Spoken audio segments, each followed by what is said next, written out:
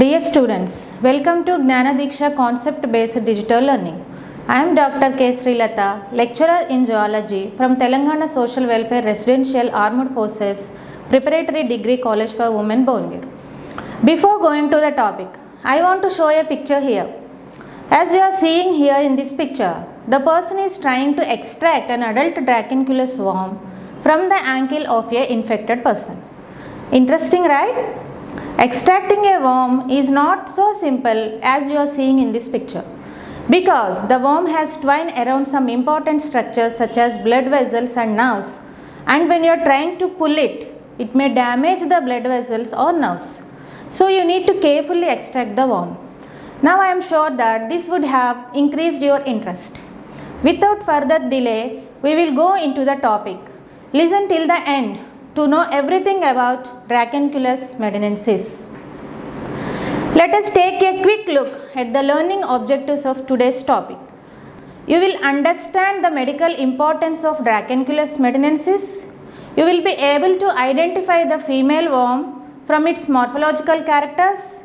You will understand the life cycle and importance of two hosts in the life cycle of Dracunculus medinensis. You will be able to understand the symptoms of the disease caused by the parasite. You will know the various methods for the prevention and control of the parasite. Let us know common names given to Dracunculus. It is called fiery serpent in the Bible. The Greeks and the Romans called it as little snakes. Colloquially, it is named as Guinea worm, so called because it was discovered in Guinea in West Africa.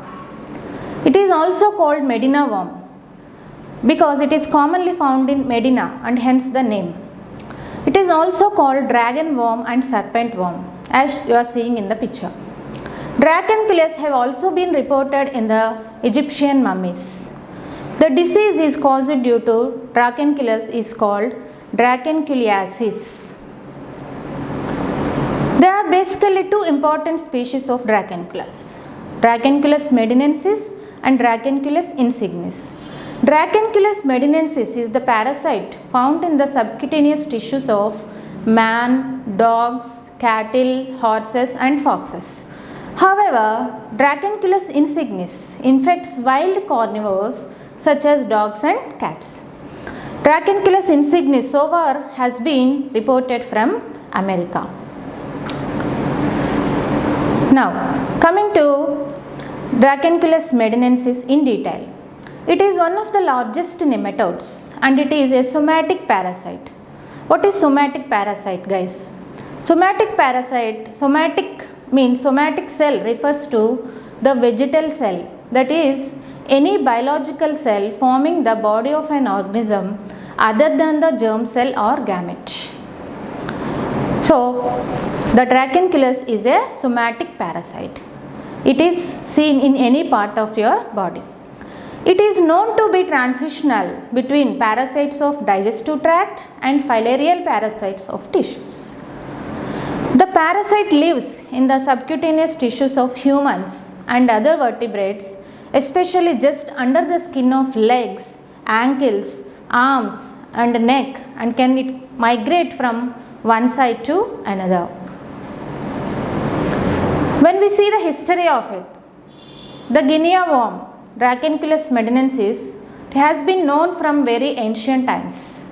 Egyptian mythology pertaining to the serpent of Isis has been postulated as relating to dracunculiasis. The plague of the fiery serpents, which decimated the Hebrews during the exodus from Egypt, as described in the book of Numbers. This nematode was known as parasite of humans about 1530 BC. And do you all know the symbol of physicians? That is called caduceus. This is the staff of Hermes and contain coiled serpents on a staff. So these serpents are believed to be the Guinea worm. Let us know the discovery of Dracunculus. The calcified Guinea worm was discovered in the abdominal cavity of an adolescent Egyptian mummies. It was Carolus Linnaeus first time in 1958. It was Carolus Linnaeus in 1758 who first suggested that Dracunculus were worms.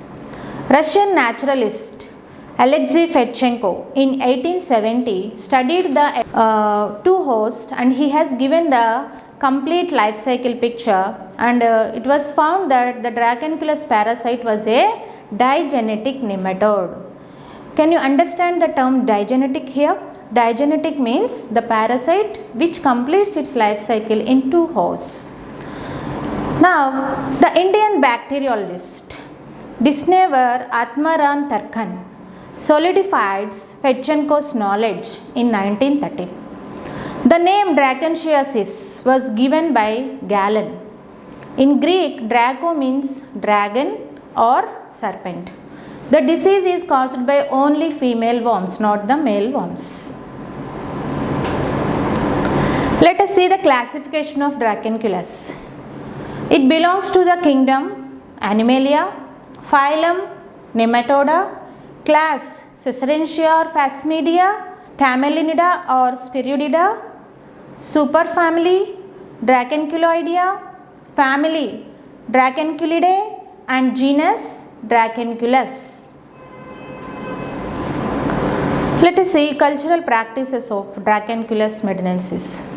People in endemic areas such as Africa, Sudan and India contribute to the transmission of disease by placing their infected limb or limbs in water to relieve the pain that the worm causes, and then drinking uncontaminated water.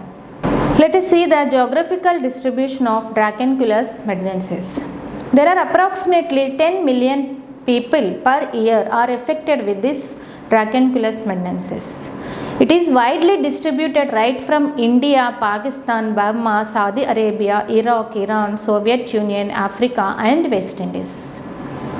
In India, it was reported from Punjab, Rajasthan, Gujarat, Maharashtra, Tamil Nadu, Andhra Pradesh, Karnataka and Madhya Pradesh.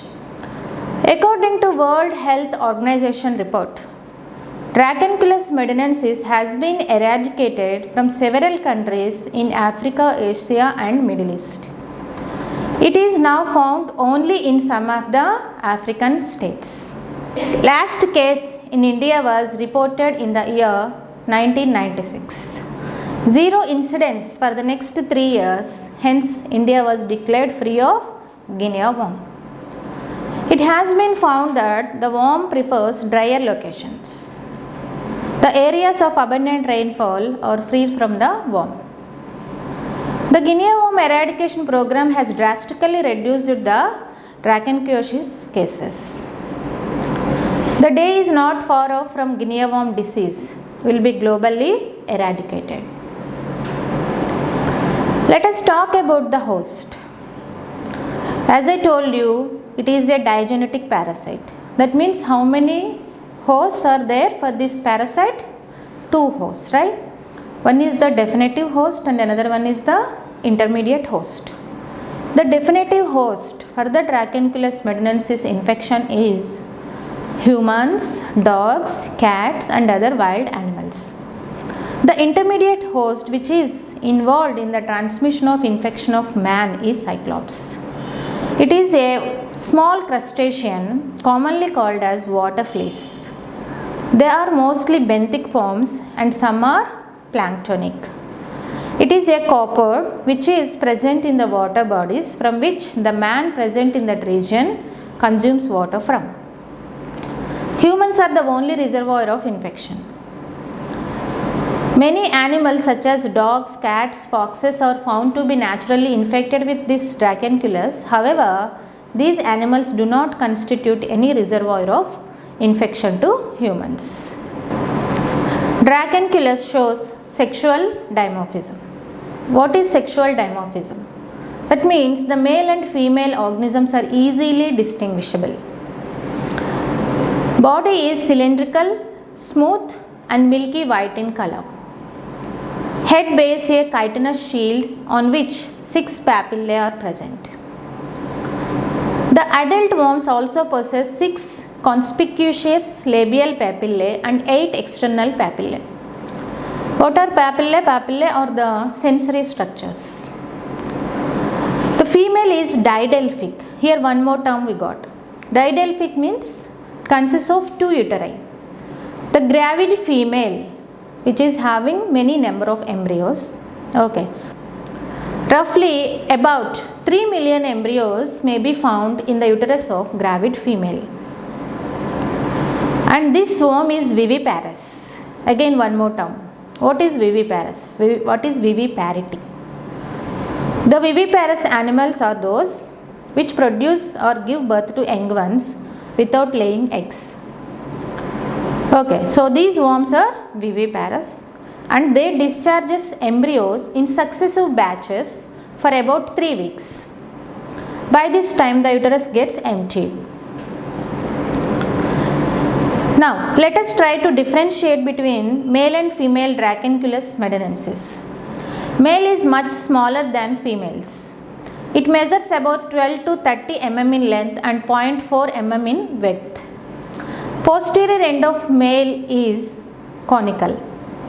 The adult female is a slender, long, milky white worm measuring about 60 to 120 centimeters, that is around 1 meter in length, and 1.5 to 1.7 mm in thickness, resembling a piece of long white twine thread. It has a blunt anterior end and a tapering posterior end which is bent to form a chitinous hook. Now let us know that one more term, that is gubernaculum. How it is helpful for the copulation. It is a sclerotinized thickening of the cuticle formed from spicule pouch. It lies on the dorsal side of the cloaca. And probably it helped to guide the spicules in opening of the ulva of the female worm, thereby helping in mating. The males die after copulation and they have not been reported from man except one case in India. Males have only been recovered from experimental animals. As in other nematodes, the male Dracunculus has common opening for the anus and the genital aperture called the cloaca, present at the posterior end a little front of the tail end. However, in case of female Dracunculus, it is present at the posterior end while the genital aperture or the gonophore is present in the middle 1/3 region of the body. Spicules and gubernaculum and genital papillae, all these help the male in opening the ulva of the female during copulation and the transfer of the sperms. It is a digenetic parasite, as we already discussed. It requires 2 hosts to complete its life cycle. The definitive host is humans, dogs, cats and other wild animals, and the intermediate host is cyclops. Cyclops is also called copod or water flea. What is the scientific name of cyclops? Its scientific name is Mesocyclops leucati. It is a freshwater crustacean. And the lifespan of female Dracunculus is 1 year and that of male is only 6 months. Males are short-lived. They die soon after the copulation. Female Dracunculus is viviparous. The infective form of the larva is L3 larva, that is 3rd stage larva, and we will discuss in detail about this L3 larva. The entire life cycle is completed in about a year.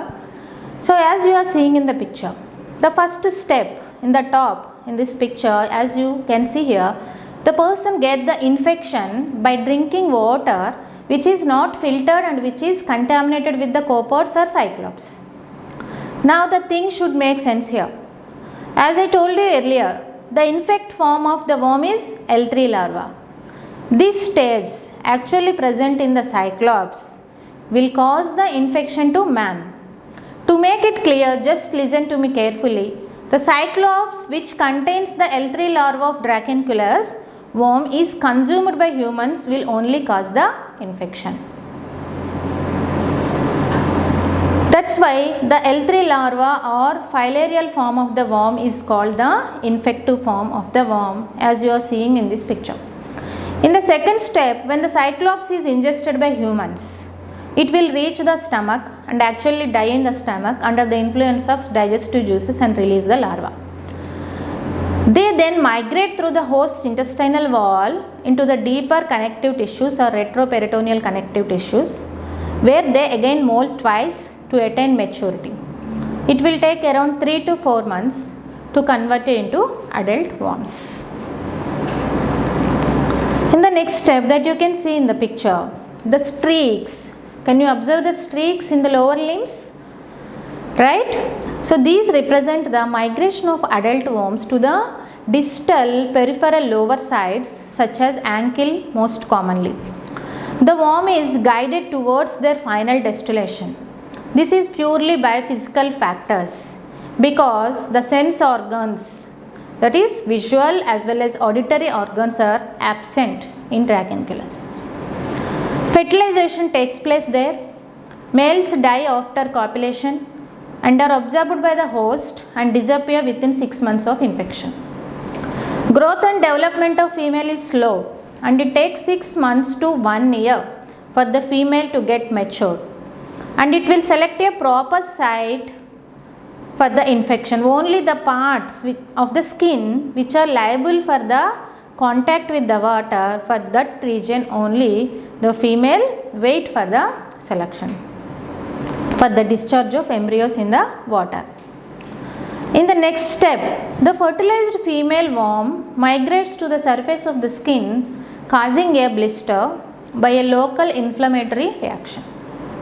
Most important thing before releasing a worm, the formation of blisters occurs on the ankles, hands, soles of feet, arms and legs of washerman, backs of water carriers, etc.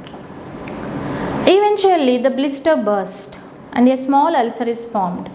When the host skin comes in contact with the water, as when bathing and washing clothes, uterus of the female worm is projected out of the ulcer cavity and milky fluid containing larvae of coiled young worms are released into the water.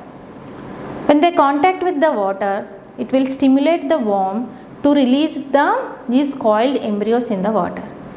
This process continues for 2 to 3 weeks till all the young ones are released into the water. When the host leaves the water, the exposed end of the uterus dries and shrivels and blocks further release of these larvae. Before appearance of the worm, the larvae appear which are microscopic in nature. So these are L1 larvae which are microscopic in nature. The larva is called rhabditoid larva, has a long coiled body with rounded head and a long slender tapering tail measuring 650 to 750 micrometers in length and 17 to 20 micrometers in width. It moves about briskly in water in search of a suitable intermediate host, that is cyclops, coiling and uncoiling the body. Okay, remember the L1 larva now released into the water, it will search for the cyclops. As they swim, some of them may be eaten by the cyclops. Unless taken up by the cyclops, the rhabditoid larva can live only for a short period of 4 to 7 days. Each cyclops can ingest 15 to 20 larvae of the guinea worm. The infected cyclops can live for about a month or so. They usually die in about 40 days. However, it has been found that the heavy infestation, the cyclops do not survive for more than 15 days. The normal lifespan of cyclops is about only 3 months. As you are seeing in this picture, the next step, the larva from the female worm emerges out from the blister. Inside the cyclops, this L1 molt gets converted into L2 larvae, and again this L2 larvae molted into L3 larvae. Now this keeps on going. The entire life cycle is completed in about a year. If the dispersal gets in contact with the water body from which the community drinks water, if consumes these L3 larvae, again the life cycle starts. These pictures are showing complete life cycle of worm. The source of infection is a step wall and a peak season of infection is from March to May, and contact between open cases of Guinea worm and drinking water is the greatest. Disease is limited to the tropical and subtropical regions mainly, and the larvae develop between 25 to 30 degrees temperature. Coming to the genomic studies of Dracunculus, not much molecular work has been done on this endoparasite. Studies on Dracunculus medinensis 18S rRNA sequences revealed that it is having 1819 bases long, and the species in Dracunculus insignis has 1821 bases. So these two get difference of only 8 positions. That gives around difference of only 0.44%. Coming to the pathogenicity of Dracunculus medinensis, its infection in humans is asymptomatic. The symptoms are not generally observable until the female worm reaches the surface of the skin and it is ready to discharge the larva. Till then you cannot see the symptoms. The third instar larvae are not pathogenic. They essentially do not produce any pathological lesion in humans either after they are released from the cyclops in the stomach or during the penetration of intestinal mucosa and migration in the viscera and deep somatic tissues. Only the female adult worm is pathogenic. The symptoms of Dracunculus are absent until the skin sore begins to form. The worm secretes an irritant, histamine-like substances that produces a small red spot which gradually becomes a small bleb or blister which is accompanied by intense burning pain. And what are the symptoms? The nausea, diarrhea, giddiness, skin rashes, itching or asthma may occur. These symptoms are because of toxins which are produced by this parasite. Now let us see the host-parasite relationship and antibody response. The host remains unaware of the presence of the parasite until the female worm comes up to the surface of the skin of the exposed parts like ankle to release the larva. This is when the host immune system starts to respond. There are evidences to show that the parasite tries to evade the host immune system. It is believed that the worm secretes opioids, for example morphine 6-glucuronide, it's a opioid that suppresses the immune response of the host. It is also believed that the worm coats themselves with proteins that identify them as part of the host and therefore it go unnoticed. Coming to the epidemiology, the disease is prevalent in areas where people do not have safe drinking water. Latest situation as of 30th June 2019 WHO report, only 2 countries reported a total of 19 human cases during January to June 2019 from 12 villages. 1 village is Angola and 11 villages in Chad. From 3.5 million cases where we have reported in 1986. So from 1986, due to these eradication methods, it has decreased to only 19 cases now. The global burden of dracunculiasis has fallen significantly since the launch of eradication efforts in the 1980s when 20 countries were endemic for the disease. Globally, 3 countries reported a total of 1435 dogs and 6 baboons infected with Dracunculus medinensis in 2018. So there are reports that it is infecting still dogs and baboons. There is no vaccine till date to prevent the dracunculiasis. Also there are chances of reinfection as there is no protective immunity or acquired immunity against this Guinea worm. These are the methods to diagnose the disease. The adult worms can be diagnosed by when the female worm comes up to the surface of the skin, it will release the embryos. And how the embryos are diagnosed. The affected part through which head of the worm is protruding may be bathed with water in order to stimulate the discharge of embryos from the uterus, which can be examined under the microscope. The embryos can be examined under the microscope. There is a blood examination also to know the levels of eosinophils. Blood examination also we can do to know the levels of eosinophils in the blood. And what is skiography? Skiography reveals the calcified worms. And what is intradermal test? The intradermal injection of Dracunculus antigen in patients suffering from dracunculiasis causes a wheal to appear in about 24 hours. We can do intradermal test also. And recently Falcon assay screening test associated with ELISA, enzyme linked immunosorbent assay, popularly called fast ELISA test. And one more, enzyme linked immunoelectrotransfer blot, EITB. These techniques are used to test the human sera with the Dracunculus medinensis adult worm antigen. Coming to the prophylaxis. What is the prophylaxis means? It means the treatment given or action taken to prevent the disease. Eradicate the intermediate host, that is Cyclops, by encouraging Cyclops eating fishes in ponds and streams used by people or by chemical treatment of water. Drink clean filtered water. Boiled water is always safe to drink.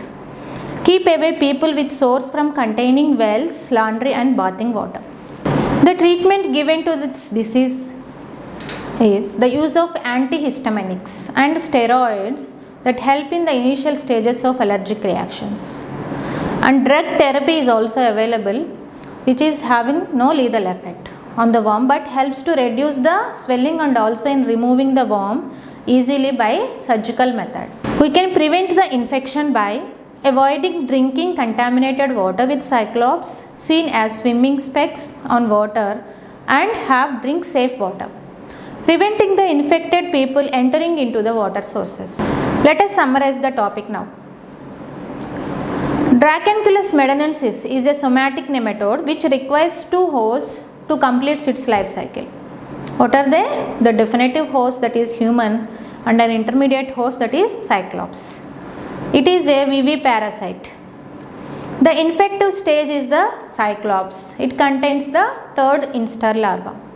Humans get the infection by drinking contaminated water containing the infected Cyclops.